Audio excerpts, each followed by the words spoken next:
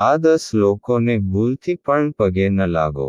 ભારતીય સંસ્કૃતિમાં સંતો અને વડીલોને પગે લાગવાની પરંપરા છે. પરંતુ શું તમે જાણો છો કે કેટલાક લોકોના પગે લાગવાની મનાઈ છે? એટલે કે કેટલાક લોકોને પગે ન લાગવું જોઈએ. જો કોઈ તમને પગે લાગે અથવા તો તમે કોઈને પગે લાગો તો આટલી બાબતોનું ખાસ ધ્યાન રાખવું જોઈએ, નહીંતર પાપ લાગશે. એ જાણીએ તે પહેલા આ વિડીયોને લાઈક કરજો, ચેનલને પણ સબસ્ક્રાઇબ કરજો અને કોમેન્ટ બોક્સમાં જય માં લક્ષ્મી જરૂરથી લખજો અને વિડીયોને છેલ્લે સુધી જોતા રહેજો. 1. સૂતેલા વ્યક્તિને પગે લાગવું. ધાર્મિક માન્યતા અનુસાર જો કોઈ વ્યક્તિ સૂઈ રહ્યો હોય અથવા આરામ કરી રહ્યો હોય તો એ સમયે તેને પગે લાગવું ન જોઈએ. એવું માનવામાં આવે છે કે આમ કરવાથી સૂઈ રહેલા વ્યક્તિની ઉંમર ઘટી જાય છે. જો કે, માત્ર મૃત્યુ પામેલા વ્યક્તિને પગે લાગવું જોઈએ. કહેવાય છે કે જે આવું કરે છે તેને પાપ લાગે છે. આવી સ્થિતિમાં આ વાતનું હંમેશા ધ્યાન રાખવું જોઈએ. 2. જમાઈએ સસરાના પગે ન લાગવું જોઈએ. પૌરાણિક માન્યતા અનુસાર, જમાઈએ કોઈ પણ સંજોગોમાં પોતાના સસરાને પગે ન લાગવું જોઈએ. કહેવાય છે કે મહાદેવે રાજા દક્ષનું માથું કાપ્યું હતું, ત્યારથી આ પરંપરા ચાલી આવે છે. 3. પૂજા કરી રહેલા વ્યક્તિને પગે ન લાગવું. જો કોઈ વ્યક્તિ મંદિર અથવા ઘરમાં પૂજા કરી રહ્યો છે, કે માળાનો જાપ કરતો હોય અથવા ભજન ગાતો હોય તો આ દરમિયાન તેને પગે લાગવું યોગ્ય નથી.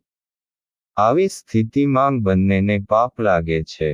બીજી વાત એ છે કે આમ કરવાથી પૂજામાં અડચણ ઉત્પન્ન થાય છે. જો કે, જ્યારે વ્યક્તિ પૂજા વગેરે કરી લે ત્યારે તેના ચરણ સ્પર્શ કરી શકાય છે. 4. ભાણાએ મામાને પગે ન લાગવું જોઈએ. એવું કહેવાય છે કે ભાણાએ ક્યારેય પોતાના મામાને પગે ન લાગવું જોઈએ. શાસ્ત્રોમાં ભાણા ભાણીને પૂજનીય માનવામાં આવ્યા છે અને જો તેઓ ચરણ સ્પર્શ કરે તો મામા મામીને પાપ થઈ શકે છે.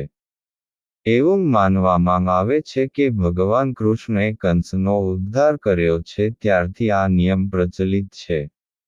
આજે પણ લોકો આ વાતને નકારતા નથી. 5. સ્મશાનમાંથી પરત ફરેલા વ્યક્તિને પગે લાગવું. જો કોઈ વ્યક્તિ અથવા વડીલ મશાન ઘાટથી પરત ફરે તો તેમને જોઈને અનેક લોકો તેમના પગે લાગે છે. જો કે આમ કરવું ખોટું છે. અંતિમ સંસ્કારથી પરત ફરેલા વ્યક્તિ અશુદ્ધ થઈ જાય છે. આવામાં તેમને પગે લાગવું મનાઈ છે. સ્નાન કર્યા બાદ જ તેમના પગે લાગવું જોઈએ. 6. પત્ની પતિ પત્નીનો સંબંધ ખૂબ જ પવિત્ર સંબંધ હોય છે. આ ભાગીદારીનો સંબંધ હોય છે. પરંતુ પતિએ ક્યારેય પણ પોતાની પત્નીને પગે લાગવું ન જોઈએ. આવું કરવાથી પત્નીને પાપ લાગે છે. 7.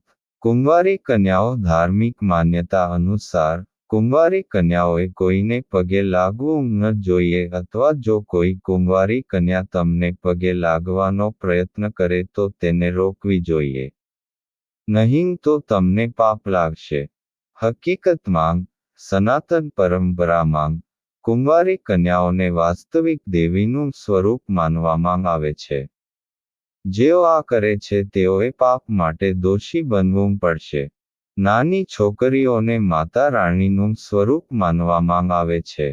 બદલામાં, તમારે નાની કન્યાઓ અને છોકરીઓના પગને સ્પર્શ કરીને તેમના આશીર્વાદ લેવો જોઈએ. 8. અશુદ્ધ વ્યક્તિ. સનાતન ધર્મની માન્યતાઓ અનુસાર, જો કોઈ વ્યક્તિ અશુદ્ધ અવસ્થામાં હોય કે અશુભ અવસ્થામાં હોય તો તેને પગે લાગવું જોઈએ નહીં. એવું કહેવાય છે કે આવું કરનારને પાપનું પાત્ર બનવું પડે છે. જો આવું કરશો તો બંનેને નુકસાન વેઠવું પડી શકે છે. 9. સંન્યાસી ક્યારેય કોઈના ચરણ સ્પર્શ કરતા નથી. સનાતન ધાર્મિક પરંપરામાં સંન્યાસીને હંમેશા સન્માનની નજરે જોવામાં આવે છે. સંન્યાસ માંગ દીક્ષા લીધા પછી સંન્યાસી ક્યારેય કોઈના ચરણ સ્પર્શ કરતા નથી. તમે મહાન યોગીઓ અને સંતો સાથે આ જોયું જ હશે. 10.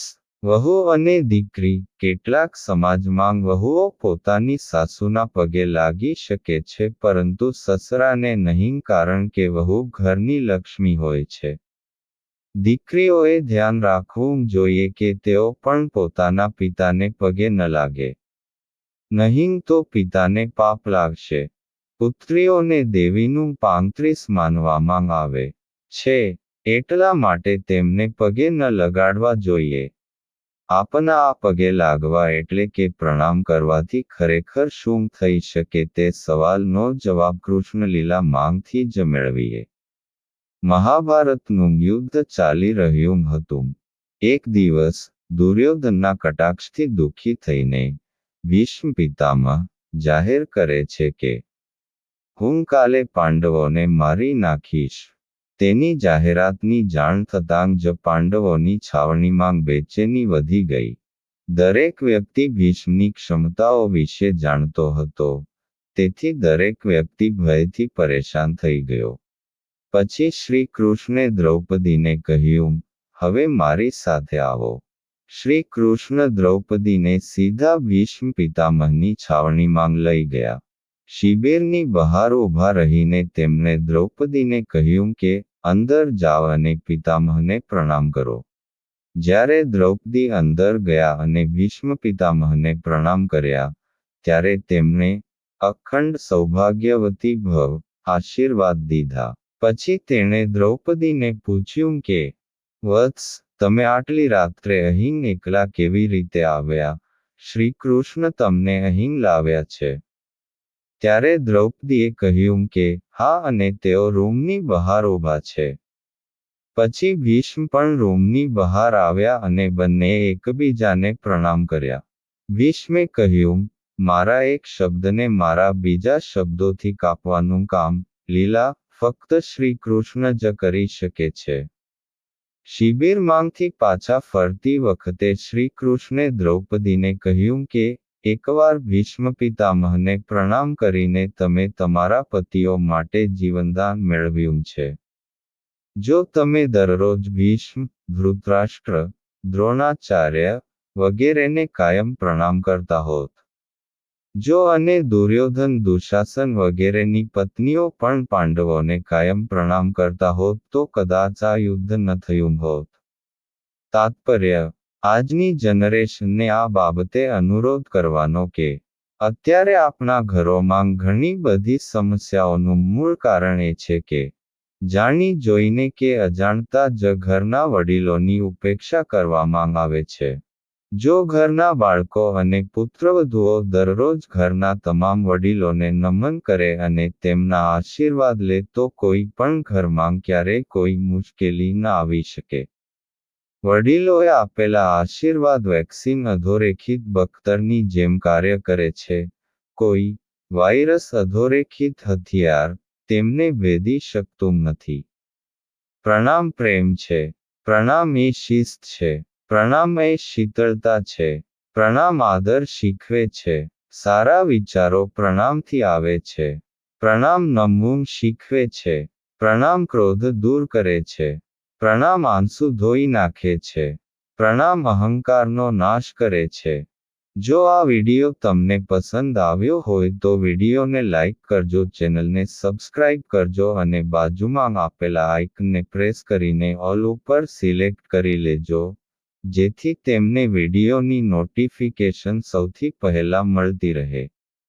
અને કોમેન્ટ બોક્સમાં જય માંગ લક્ષ્મી જરૂરથી લખજો.